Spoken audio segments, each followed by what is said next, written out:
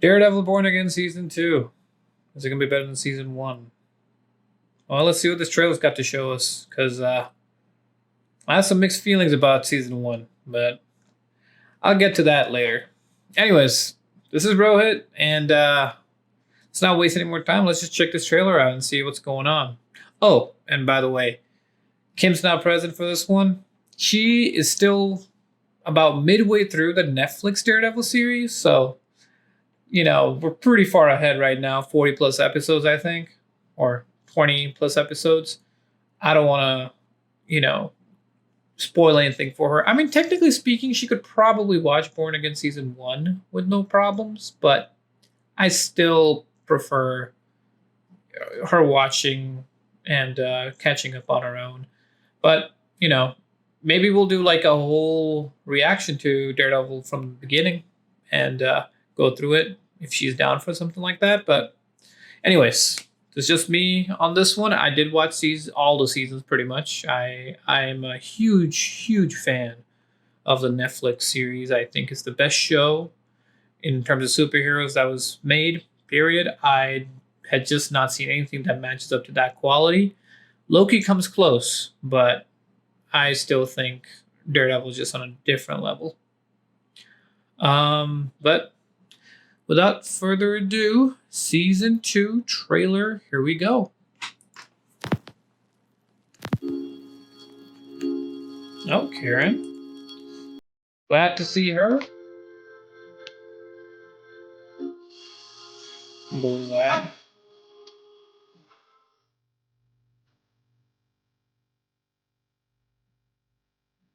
Okay.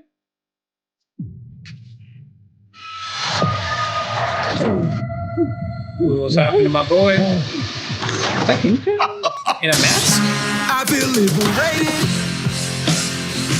Over medicated. Oh, hell yeah. I hope you Jessica can walk Jones. because I'm not carrying you. I'm liking the suit, the DD.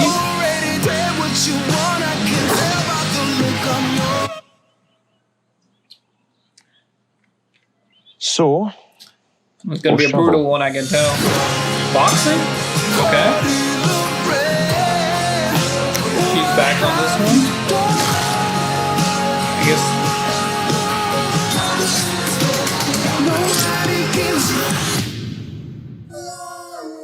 I like his smile. March 24th. Okay. I did not have much of a reaction. It was a very quick trailer. I was kind of taken by surprise a little bit how fast it went, but that's okay. I can kind of go through it a little bit slowly. Let me take a look, or maybe watch it one more time. I think, you know what? Let's watch it one more time because it went by fast.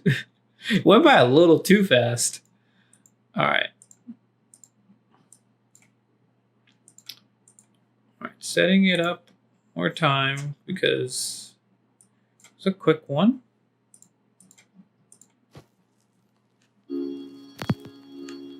Okay.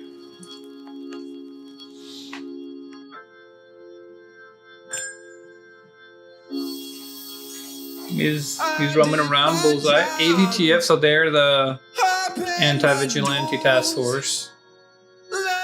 And they're being liked by everybody. Cause nobody gives it. Okay, I like how the screen switched. I'm wondering what this whole Kingpin mask thing is going on with that.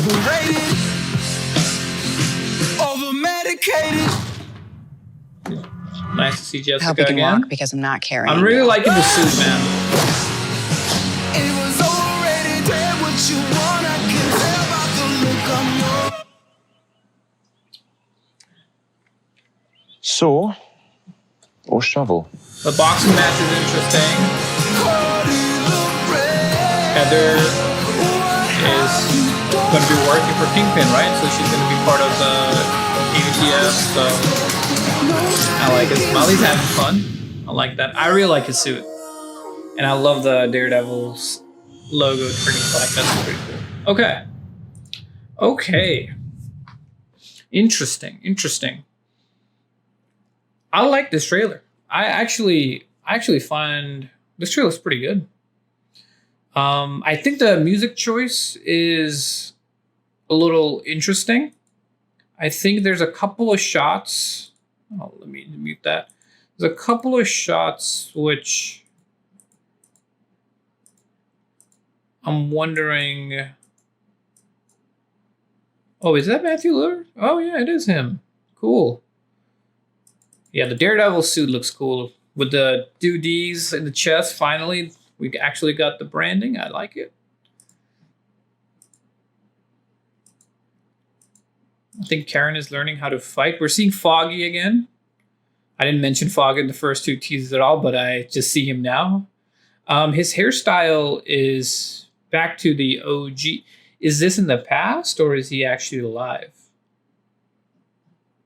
Not fully sure. Okay. I like the smile. Okay. I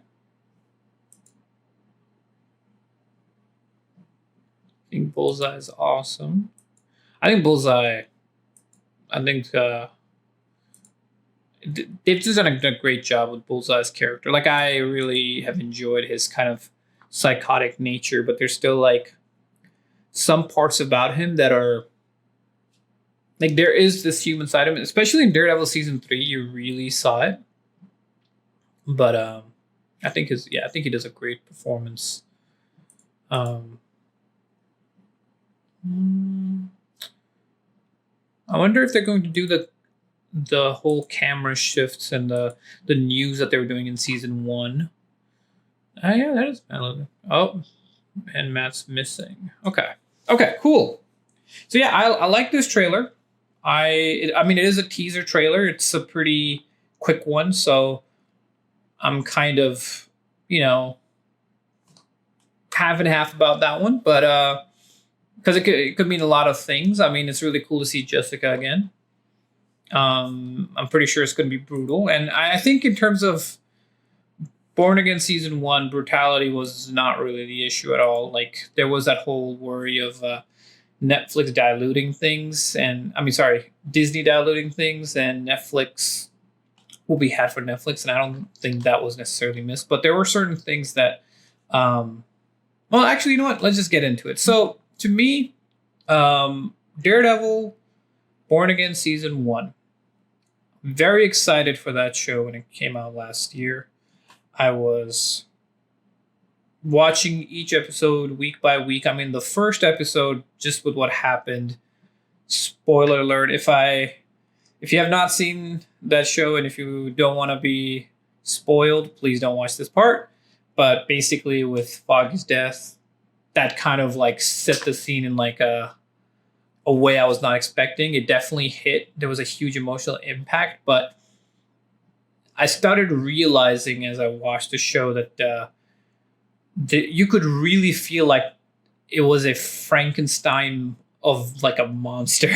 this season was basically, because when you look at like how the season was being made, so there's a couple of facts I can tell you here about it, right? So the original version of Daredevil that was going to come was going to be a legal procedural. It's kind of like they were going to make it like Law and Order. It was going to be more episodic. It was going to be lighter. It was not going to follow the same tone, and maybe not even fully the same like continuity of Netflix. Karen and Foggy were not even going to be there, which that's just that's a travesty. I don't like that at all, because they were so fundamental to Matt's journey in those first 3 seasons. And then the writer strikes happened, and honestly, like, that was kind of a blessing. But to be fair, I think Kevin Feige did. I'm trying to remember if it was before or right during the strikes. They basically had shot 6 episodes, but there was a certain point where Kevin said this isn't working and feel like Daredevil, and then when the writer strike has forced the production down, that gave the Marvel executives time to actually, get see what the shoot was like, and then instead of making what they were originally going to make, they scrapped the creative direction. They changed the writers, the directors, and then they basically brought in a new showrunner, which was Dario. He worked on Punisher, which was also a great show. And then we had new directors coming in. Justin and Aaron. They worked on Moon Knight, but they also Loki season 2. And then we got Foggy and Karen back. And I do think those changes made season 1 better. But you could still see the stitching that they had to do for that show, because there were episodes which just did not feel or didn't fit the storyline that was created from the episode 1. I mean, Foggy coming back and dying, obviously that was a new thing they brought in. So from that point on, the story is being like weaved through, and you can just see these jagged points that were not really connected to the overall plot. And that was really what kind of started pulling me out of it, because I started feeling like this show, as it was going along, I wasn't really seeing what the point of it was. And what I mean by that is, there was, in the beginning, there was the entire White Tiger situation happening. And I really like that, actually. I think the whole defending of White Tiger, I think they could have pushed it a little bit more than they did. Maybe not just 2 episodes, maybe a little bit more. I think, because they did it with Punisher, like quite a few episodes. I think they could have done maybe 3 and 4, really let us connect with him before what happens to White Tiger. I feel like Muse, that showed up as a villain, was underdeveloped. I mean, honestly, other than a very cool Daredevil fighting moment and Kingpin fighting moment that happened, to me, Muse was someone we heard about and then we saw for a little bit, and there was a monologue, and then it's kind of, he's gone. And that's the other thing too. It's just we have Kingpin, who is Vincent D'Onofrio does such a great job as Kingpin, and we have Bullseye. And they're very underutilized to actually be the threat. And I get it, with Kingpin, he's the threat that's building quietly, right? But even then, we need something to feel like a genuine threat for Daredevil, and I really didn't feel it. Not through most of the show. The new characters that had joined Matt because of Foggy's death and Karen leaving, even their report just didn't feel the same. It didn't feel as lived in as I would have liked it to. And maybe that was the issue. Maybe just starting off, killing Foggy was such a bold choice that it's pretty hard to come back from that and really feel like we can accept 2 new people. Like, Foggy's dead, Karen's gone. Here, there are these 2 new guys, and we can really connect with them. And I think a lot of fans were just not feeling that, especially when you're reeling off from the shock of losing Foggy.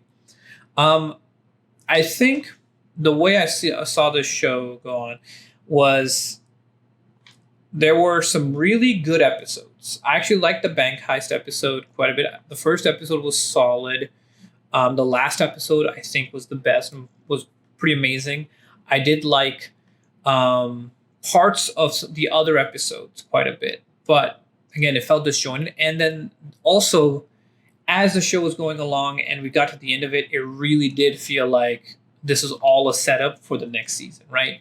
And I understand that the show was going to be originally 18 episodes and they cut it to 9 so they can have like 2 smaller seasons. But it really showed how quick this turnaround was and how it wasn't polished or really connected together as it should have been. And I mean, like I said, I think the show was better. I think if we had gotten this, Matt being almost purely a lawyer show with no Karen and Foggy, I think that would have been much worse. I think this is a better mix. Again, it's like a Frankenstein mix, but there are things to love about it, and there's definitely things that I felt were not as good. Seeing John Bernthal back as Punisher was amazing. The scenes with him were just solid. And I love Deborah Adwall, who plays Karen. Like, she is, I'm a D&D player myself, and I DM a lot, and she does it too. And just the fact that, fellow nerds are, the characters that you get to enjoy in shows or movies. Same thing with Henry Cavill, because I'm into Warhammer too. It's awesome to just see her again. And it definitely looks like she has a lot more things going on here. It's good to see Fogg again too. I'm wondering if it's just like a flashback or if there's actually something else. I don't know how he would have survived and how Matt wouldn't have known. I don't know, maybe Bullseye found a way to stop his heart and not, I don't know. I'm not going to worry about all of that. But the trailer did excite me. I am excited about the trailer. I think it is, of course, a teaser, and there's a lot more to be showcased. I'm liking the suit. I'm liking the feel of it. I think the tone, if it's consistent, I think consistency is what it really needs. It needs a consistent tone that is dark and violent, which I don't know why they stepped away from, because Daredevil, not even the Netflix show, just in comics, it's a dark and violent comic book series. Now, you can make him lighter in like other shows, like they did with She-Hulk, but in this, it's supposed to be that, right? So when you have these like strange, disjointed episodes, it just kind of feels off. And I'm really hoping they're going to give more of a shine to the villains, which now, I mean, obviously there's Kingpin, but also Bullseye, and really build on them, because that was the thing about the original Netflix series. Like, those shows are my Mount Rushmore, even though it's 3 seasons, but they're up there as like the best superhero show to me, period, right? So seeing that and then seeing Morning, it was a letdown.